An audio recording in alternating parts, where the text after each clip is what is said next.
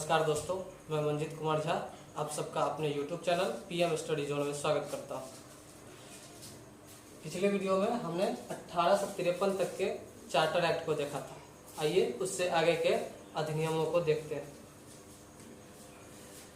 जैसा कि हम जानते हैं कि 1857 में पहली क्रांति हुई थी भारतीय स्वतंत्रता संग्राम के तहत। और इस क्रांति के बाद एक अधिनियम लाया गया जिसको कि 1858 का अधिनियम कहा जाता है। और इस अधिनियम को भारत शासन अधिनियम कहा जाता है। इस अधिनियम के बारे में कहा गया कि ये भारत के शासन को अच्छा बनाने वाला अधिनियम है। यानी इससे पहले जो कंपनी के शासन में लूट खसोट चल रहा था उस सबको खत्म करके भ्रष्टाचार को समाप्त कर एक अच्छी व्यवस्था स्थापित करने वाला अधिनियम है। आइए देखते हैं इस अधिनियम के कुछ प्रावधानों के बारे में। सबसे पहले तो जिस दिन ये अधिनियम को पढ़ा गया इलाहाबाद में लॉर्ड कैनिंग द्वारा महारानी विक्टोरिया के पत्र को पढ़ा गया और उनके माध्यम से ये घोषणा किया गया कि अब से भारत में सत्ता ब्रिटिश क्राउन के तहत यानी ब्रिटिश ताज के तहत चलेगी। यानी कि कंपनी के शासन को समाप्त कर दिया गया और सत्ता ब्रिटिश ताज के हाथों में चली गई। तो आइए इसके प्रावधानों को देखते हैं। इसको कहा गया भारत शासन अधिनियम। ये पहला भारत शासन अधिनियम था जिसको कि भारत के शासन को अच्छा बनाने वाला अधिनियम भी कहा गया। और इस अधिनियम के तहत भारत के गवर्नर जनरल को भारत का वायसराय बना दिया गया। क्या किया गया कि भारत के गवर्नर जनरल जो अब तक भारत पर शासन करते थे उस गवर्नर जनरल के पद को समाप्त कर दिया गया और भारत के वायसराय पद का सृजन किया गया। और भारत के प्रथम वायसराय कौन थे? तो लॉर्ड कैनिंग थे। कौन थे? लॉर्ड कैनिंग थे, जो कि 1857 की क्रांति के समय भारत के गवर्नर जनरल भी थे। इन्हीं को भारत का प्रथम वायसराय बनाया गया। दोस्तों, जब भी क्वेश्चन में पूछा जाएगा कि भारत के प्रथम वायसराय कौन थे तो हमारा जवाब होगा लॉर्ड कैनिंग। आइए देखते हैं। भारत की सत्ता ब्रिटिश ताज के अधीन हो गई। मैंने पहले ही बताया कि इसी अधिनियम के द्वारा भारत पर जो अब तक ईस्ट इंडिया कंपनी का शासन चल रहा था उसको समाप्त कर भारत पर ब्रिटिश ताज के शासन को लागू किया गया। और इस अधिनियम के द्वारा एक मुख्य प्रावधान जो था वो था बोर्ड ऑफ डायरेक्टर्स तथा बोर्ड ऑफ कंट्रोल को समाप्त करना। इस दोनों बोर्ड को समाप्त कर दिया गया। यानी बोर्ड ऑफ डायरेक्टर्स और बोर्ड ऑफ कंट्रोल को समाप्त कर दिया गया जिससे कि भारत में द्वैत शासन का अंत हो गया। और इसके जगह पर क्या किया गया कि ब्रिटेन में एक भारत सचिव के पद का सृजन किया गया। यानी बोर्ड ऑफ कंट्रोल और बोर्ड ऑफ डायरेक्टर्स के पद को समाप्त कर दिया गया और ब्रिटेन में एक भारत सचिव नाम के नए पद का सृजन किया गया। इनका काम था कि भारतीय मामलों पर नजर रखना। यानी जो काम बोर्ड ऑफ कंट्रोल और बोर्ड ऑफ डायरेक्टर का था वो दोनों काम अब एक सचिव करने लगा जिसको भारत सचिव कहा गया। ये भारत सचिव ब्रिटिश संसद के कैबिनेट सदस्य होते थे और स्पष्टतः ब्रिटिश संसद के प्रति उत्तरदायी थे। यानी कि स्पष्ट है कि भारत पे किसका शासन शुरू हो गया था? भारत पे ब्रिटिश संसद का शासन प्रत्यक्ष रूप से शुरू हो गया था। और इसी भारत सचिव की सहायता के लिए एक 15 सदस्यीय परिषद का गठन किया गया। क्या किया गया?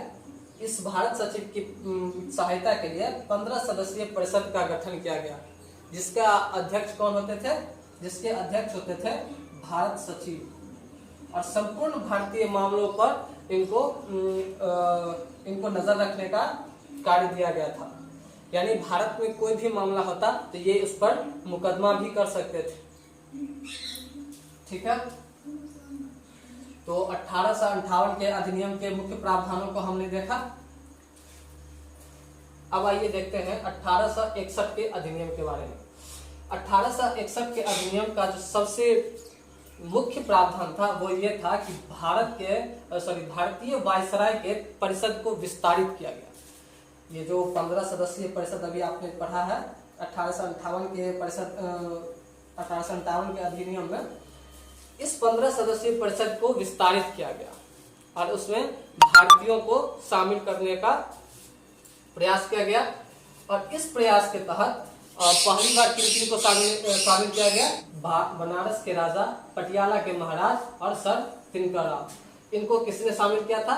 तो याद रखना है, लॉर्ड कैनिंग ने अपने परिषद में इनको स्थान दिया था।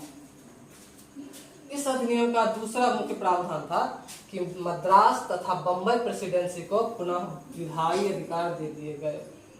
यानी ये दोनों प्रेसिडेंसी जो कि पहले बंगाल के गवर्नर जनरल और उसके बाद भारत के गवर्नर जनरल के अधीन थे, अब उनको फिर से विधायी अधिकार दे दिया गया था। यानी विधिक मामलों में या विधायिकी मामलों में ये अपने निर्णय स्वयं कर सकते थे। यानी इनको स्वतंत्र कर दिया गया कि अपने विधायिकी मामलों का स्वयं निस्तारण करें। ठीक है। और इसी एक्ट के द्वारा यानी 1861 के अधिनियम के द्वारा बंगाल में, उत्तर पश्चिम सीमा प्रांत में तथा पंजाब में क्या किया गया? तो क्रमशः 1862, 1866 और 1897 में विधान परिषद का गठन किया गया। दोस्तों, अभी तक सिर्फ वायसराय का परिषद होता था, लेकिन अब क्या किया गया कि बंगाल और उत्तर पश्चिमी सीमा प्रांत तथा पंजाब में भी विधान परिषद का गठन किया गया। इसके बाद लॉर्ड कैनिंग द्वारा 1859 में पोर्टफोलियो को मान्यता दी गई। 1859 में लॉर्ड कैनिंग ने पोर्टफोलियो सिस्टम की शुरुआत किया था। ये पोर्टफोलियो सिस्टम क्या होता है? तो ये विभागों का बंटवारा होता है।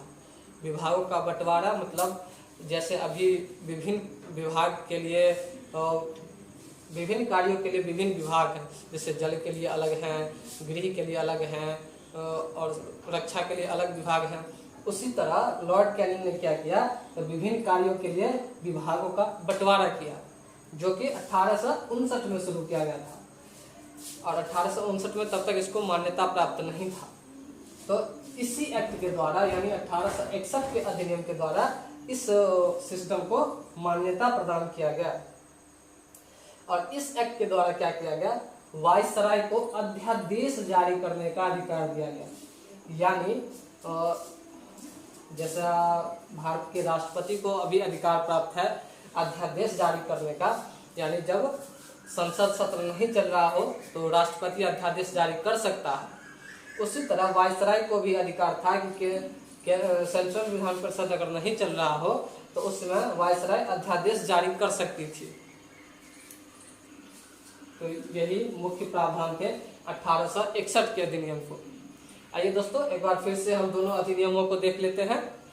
तो 1858 के अधिनियम का मुख्य प्रावधान क्या था?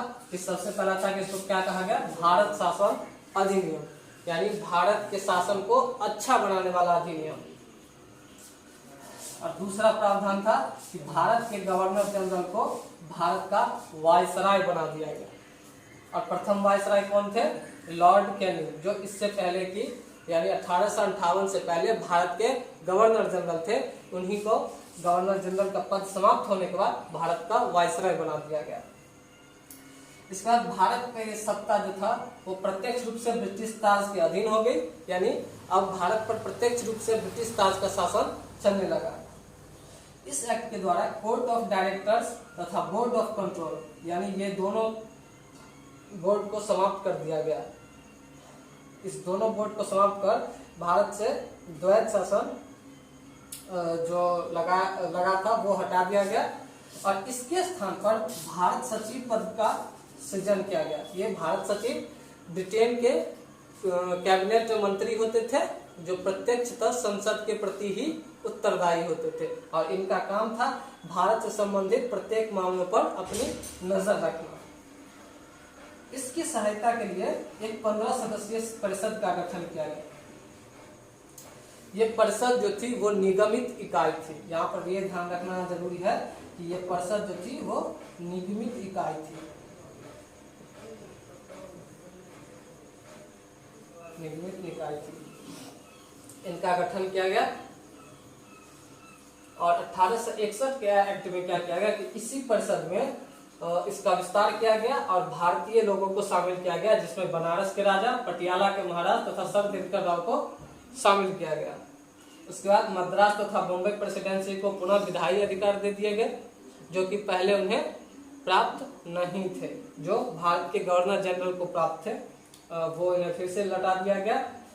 इसके बाद बंगाल, उत्तर पश्चिम सीमा प्रांत तथा पंजाब में क्रमशः 1862, 1866 और 1897 में विधान परिषद का गठन किया गया। और लॉर्ड कैनिंग द्वारा जो पोर्टफोलियो सिस्टम की शुरुआत की गई थी 1859 में, उसको भी मान्यता प्रदान की गई थी।